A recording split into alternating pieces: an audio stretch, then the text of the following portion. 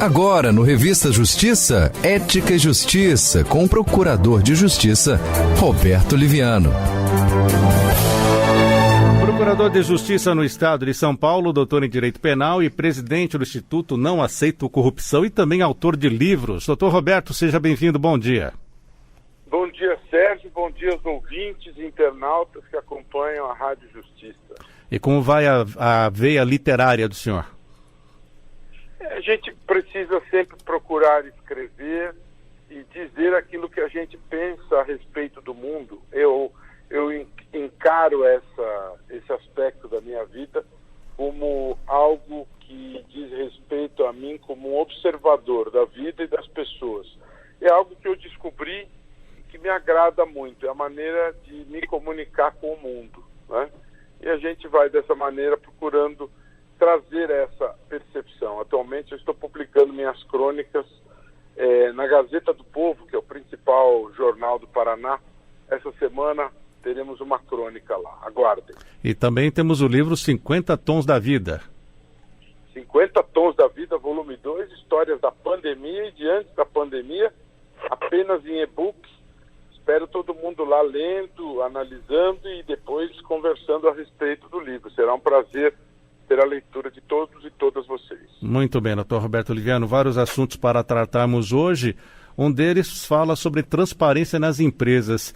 Isso poderia influenciar nas manchetes de hoje, que predominam os jornais, a respeito da desvalorização da Petrobras?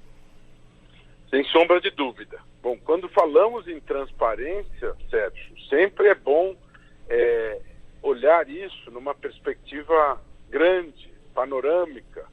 A transparência é um elemento que é exigido nos dias de hoje em todos os níveis, em todos os planos, em todas as relações humanas, pessoais, especialmente no plano da administração pública.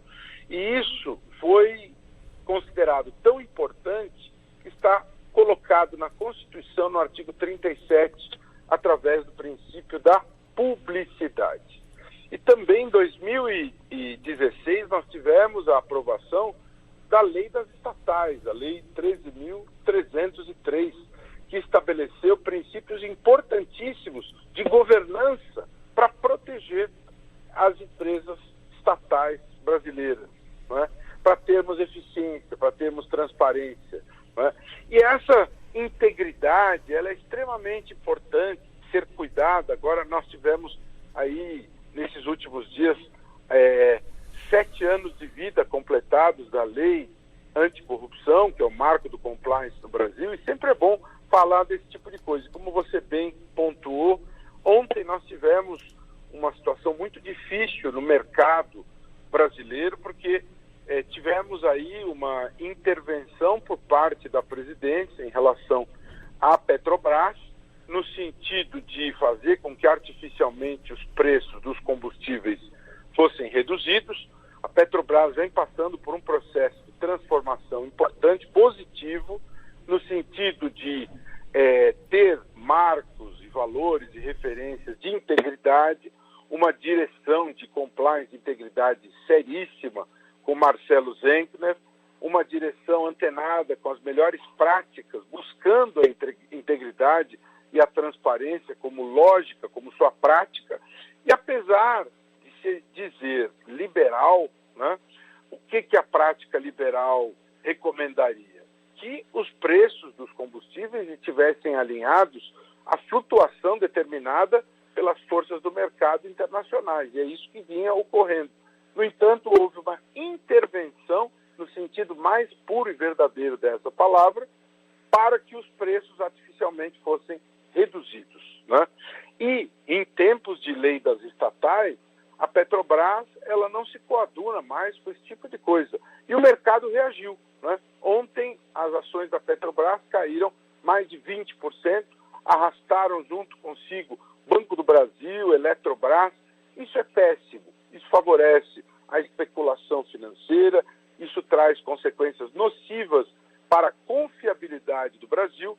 O presidente da Petrobras está se retirando do cargo, está sendo indicado um novo presidente, um general, e veja, a própria lei das estatais diz que quem define a diretoria da estatal é o Conselho de Administração, sem ingerências político-partidárias, né? Nós estamos tendo uma ingerência político-partidária e o general que é indicado, que presidiu Itaipu, com todo respeito, não tem o perfil para dirigir uma empresa como a Petrobras, que exige talentos, formação, aptidões específicas para uma empresa desta natureza. Então, essa intervenção que se faz na Petrobras é absolutamente desastrosa, danosa para o interesse público. Inclusive, ontem mesmo foi ajuizada uma ação popular em Minas Gerais e a Justiça determinou 72 horas para o presidente dar informações a respeito disso.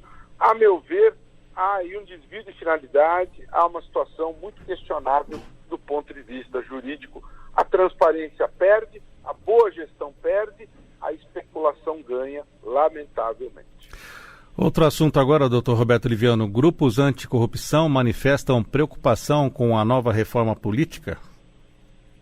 Pois é, e isso está relacionado também, Sérgio, de uma certa medida, de uma certa forma, com a questão da transparência, com a questão da democracia, com a questão da necessidade do amplo, profundo debate no seio da sociedade civil.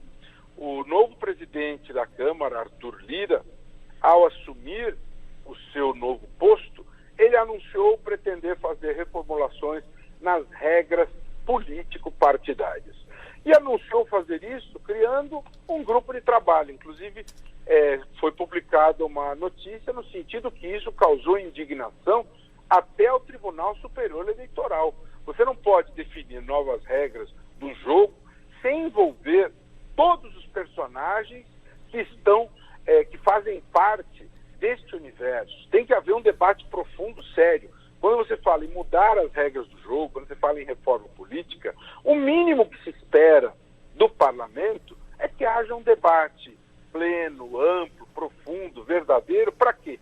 Para que essas mudanças sejam e estejam legitimadas. O debate, ele é instrumento legitimador das mudanças.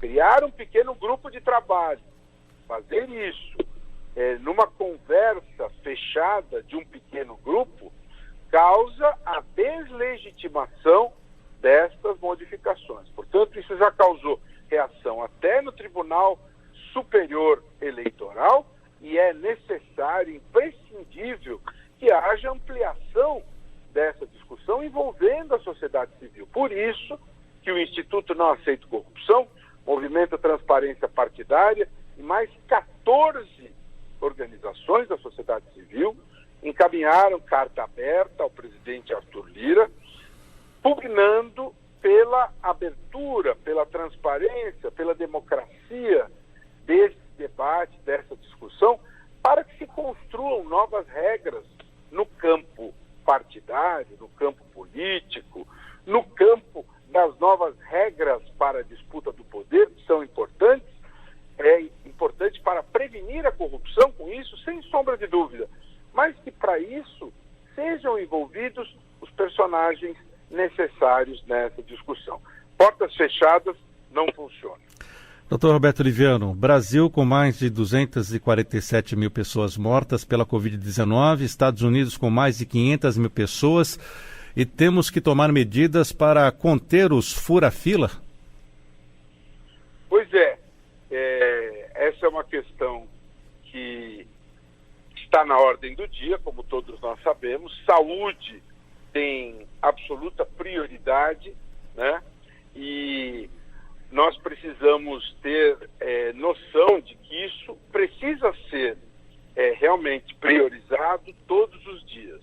Enquanto nós não alcançarmos a imunização da população como um todo, todas as pessoas, todas as camadas, nós não podemos deixar de ter este tema como um tema prioritário. A pandemia, ela está ceifando vidas, destruindo histórias, destruindo famílias, em todas as camadas, em todos os estratos, está vulnerando a saúde das pessoas. Portanto, a questão da vacinação é absolutamente imprescindível e, infelizmente, Nós estamos caminhando numa velocidade extremamente lenta no processo de vacinação. Surgem notícias interessantes em relação a esse tema, especialmente em Porto Velho, Rondônia, em que se usou novamente a ferramenta da transparência.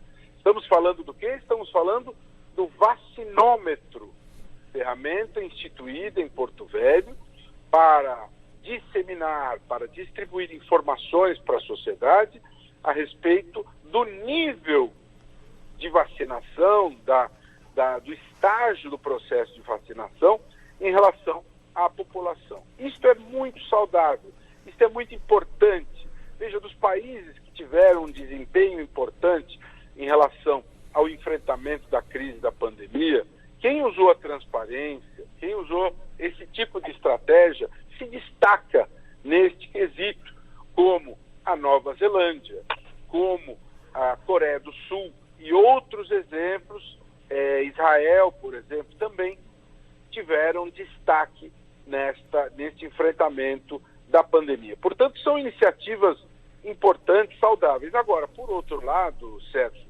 nós temos notícias tristes de desvios no caminho, doses de vacina que são desviadas neste caminho pela Secretaria de Saúde e pessoas que não deveriam receber a vacina dentro da ordem, inclusive no nosso país, no país nosso vizinho aqui, a Argentina, tivemos notícia aí de vacinação VIP, inclusive o ministro da Saúde se demitiu, né? A saúde humana não pode ter VIPs. Todas as pessoas valem, todas as vidas valem e devem ser respeitadas. Existe um plano, uma ordem de vacinação, precisa ser respeitado. Isso é questão de respeito à dignidade humana, né? Então, furar a fila da vacina merece sanção, merece punição. Aqui em São Paulo também há uma regra que estabelece pena para esta violação, e também nós temos uma regra fundamental, que é a lei de improbidade, que define como improbidade, nos termos do artigo 11, esta conduta de furar a fila por parte daqueles que desviam doses da vacina. Por isso que eu disse já e repito, não se pode abrir mão das punições previstas no artigo 11 da lei de improbidade. Ali existem transgressões graves que são alcançadas pelo artigo 11. Uma delas é justamente essa: agentes públicos que desviam vacinas para beneficiar os amigos do rei, atos de nepotismo que são inaceitáveis porque violam frontalmente o princípio da impessoalidade, que é constitucional, as carteiradas, quem não presta informações exigidas com base na lei de acesso à informação, todas as transgressões ambientais, ou seja, são inúmeras as violações que não geram dano ao patrimônio público, mas que são gravíssimas e que são alcançadas pelo artigo 11 da lei de improbidade. Portanto, estas notícias são importantes, são sérias, e tudo aquilo que a gente puder ter para reforçar a vacinação, Sérgio, e ouvintes internautas que acompanham a Rádio Justiça, é de extrema importância. Doutor Roberto Liviano, vamos falar sobre o mercado da arte. Existe a cultura do sigilo, isso serve de pano de fundo para a lavagem de dinheiro, isso pode estar acabando? Pois é, surgem notícias no sentido de que é necessário informar com exatidão quem são os beneficiários de negócios envolvendo arte. É necessário que se informe com exatidão as características destas transações, não é? Isso é imprescindível. Sim, meus amigos, mas não fiquem animados indevidamente. Esta notícia não vem do Brasil. Ela vem da União Europeia, ela vem do Reino Unido. Essa preocupação está acontecendo por lá. É lá que amadurece cada vez mais essa preocupação no sentido de combater a lavagem de dinheiro.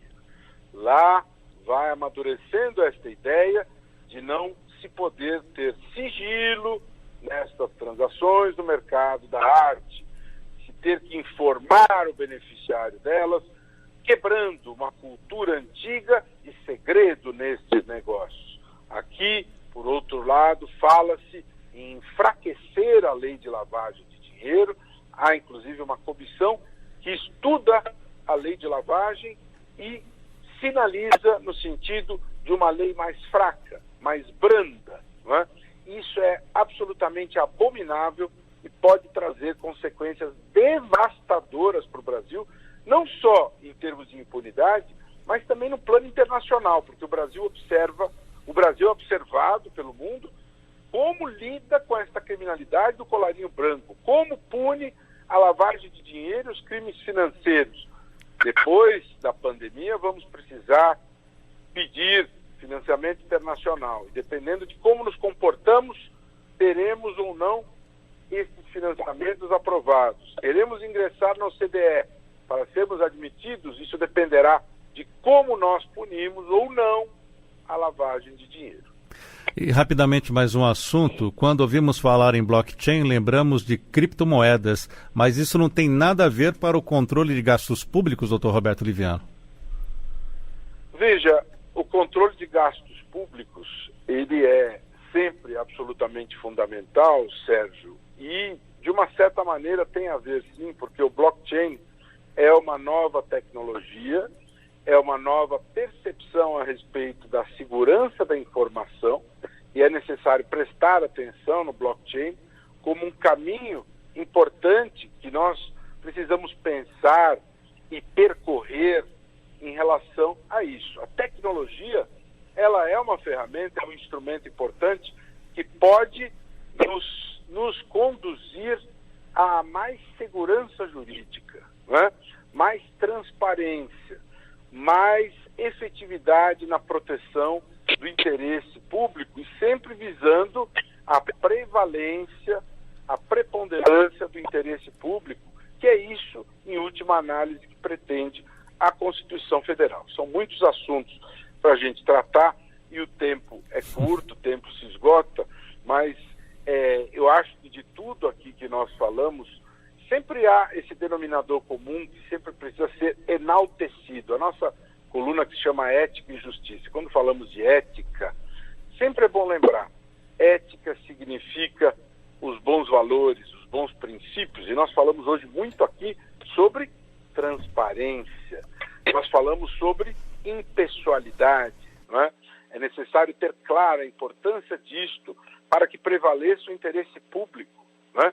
E opacidade, ela é justamente o oposto à transparência. Quando você fala em nepotismo, quando você fala em admitir parentes no serviço público como uma prática naturalizada, como uma prática institucionalizada, você nega frontalmente a Constituição que estabelece o princípio da impessoalidade. Então, vamos ter clareza, vamos cuidar disso, verificar a importância disso e sempre pensar e ter como nortes fundamentais esses valores, esses princípios que devem ser sempre pressupostos fundamentais destas análises todas que nós fazemos no nosso dia a dia. E já que o senhor citou o nepotismo, tivemos a celebração de 15 anos da decisão do Supremo Tribunal Federal que veda a prática do nepotismo no Poder Judiciário no último dia 16, doutor Roberto Liviano. Pois é, o Poder Judiciário que deu um excelente exemplo quando o CNJ estabeleceu também resolução nesse sentido. Nós não podemos transgredir em matéria de nepotismo. O Judiciário celebrou esses 15 anos, muito bem lembrado por você. A Constituição, desde 1988, estabelece ali como princípio a impessoalidade. Isto tudo significa o quê? Num Brasil em que há uma cultura patrimonialista, em que há a cultura do compadrio, nós precisamos avançar consolidando a ética. Ética na administração pública significa respeito aos cânones republicanos. Parentes, as pessoas podem contratar para suas empresas no mundo privado. Dentro da administração pública, o nepotismo é proibido constitucionalmente. Jamais poderá ser uma política de Estado, jamais poderá ser naturalizado. Isto é vedado por lei, isto é proibido pela Constituição. Parabéns à Justiça pelos 15 anos dessa importante e histórica decisão.